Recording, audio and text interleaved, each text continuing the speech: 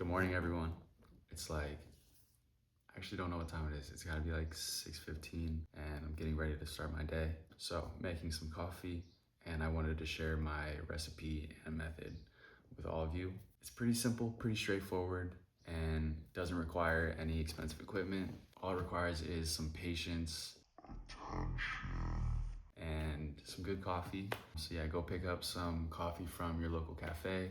If you need some recommendations, Onyx is my favorite roaster at the moment, so you can always get coffee shipped in from them. If you're in Ohio and you want a local option, I work at Heartwood.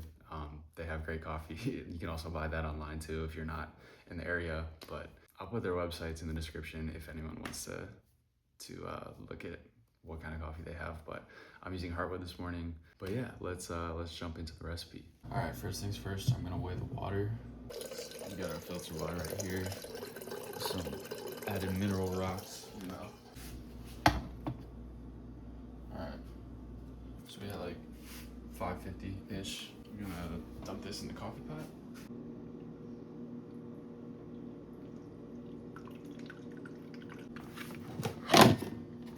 Take that out. This is the coffee I'm using today. So we're gonna do 34 grams of coffee. I think that's a like 1:16 ratio.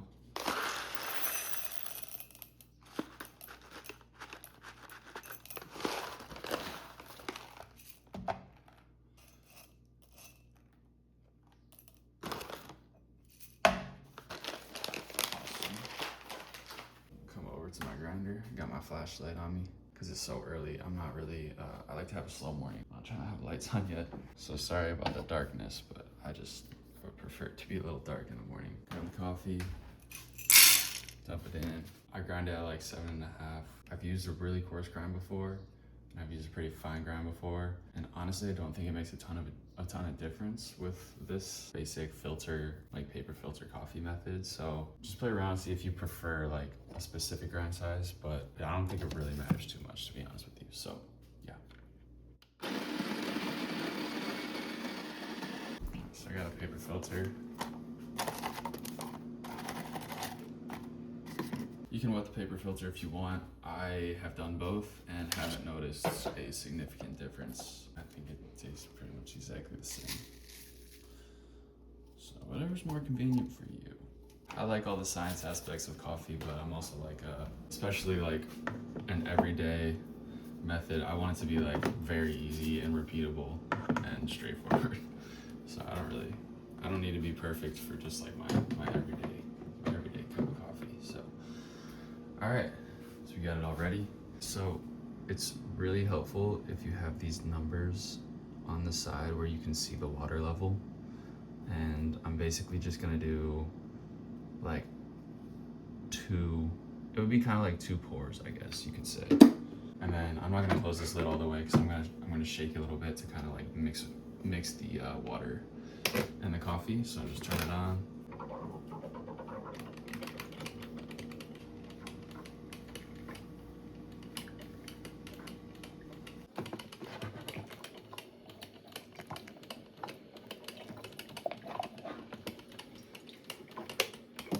All right, so I was a little over the 4, and then I stopped it almost halfway, a little bit more than halfway above the 2. I just turn the switch off.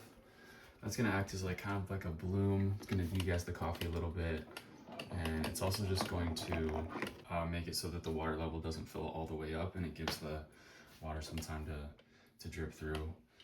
With these pots specifically, they just dump as much water as they can. There's really no method to it. It's just once the water's hot, it adds it to the coffee, and a lot of times it causes the water to go over the paper filter, which leads to coffee grounds in your cup, which we obviously don't want. Turning it off and on just helps eliminate some of that and keeps the coffee, like the bed level, pretty low.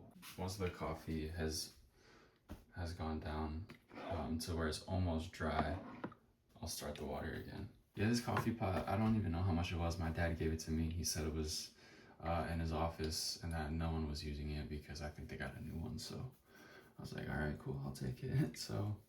But I can't imagine this was more than like $30. So super cheap. Everything's plastic, but it's lasted a long time, so that's cool. And I honestly really like the coffee that it makes, especially with this recipe and this method. So, all right, we're almost dry. I don't know if you can tell, but we're getting close to dry in there. Sorry, it's probably really hard to show on camera. I'm probably doing a bad job, but once it's about dry, then you can start it back up. This kind of just replicates like a pour over too. This would be like your first pour, letting it bloom, and then stopping it. And then the next one would be your second pour. All right, I'm gonna turn it back on. We're pretty dry in there. I probably could have turned it on a little bit earlier. You don't want to let it get like completely dry. You still want there to be a little bit of water in there. But if you can see the top level of coffee, then it's time to turn it back on. So.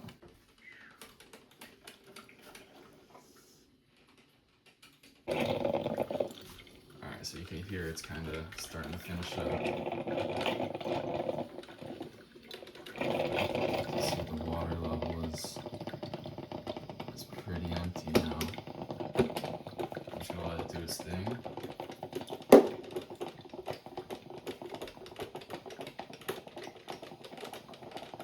And then once it stops like spitting, I'll check the water level and try to show you guys how full it is. Alright, we're gonna go for it. I don't want to open it too much because it's gonna freaking spill out, but I really hope you guys can see this, but the water level is super high in there, almost up to the top of the filter. I guess I have probably like an inch, but if I would have left it go, and I didn't even fill this coffee pot up, we were only at the 4. If I would have just turned it on and let it go, the water definitely would have came over the top of the filter. So you would have got some coffee grounds in there. So that's the main reason for turning it off and then back on. And if I were to do more, if I were to do like an 8 cup, then I would do my bloom just like I typically would, and then I'd watch these numbers, and pretty much at every number I would turn it off. So the bloom would probably be from 8 to maybe a little bit above the 6, but probably around the 6 because there'd be more coffee. So you'd probably go from 8 to 6, turn it off, probably wait for a minute, and then 6 to 4, then 4 to 2.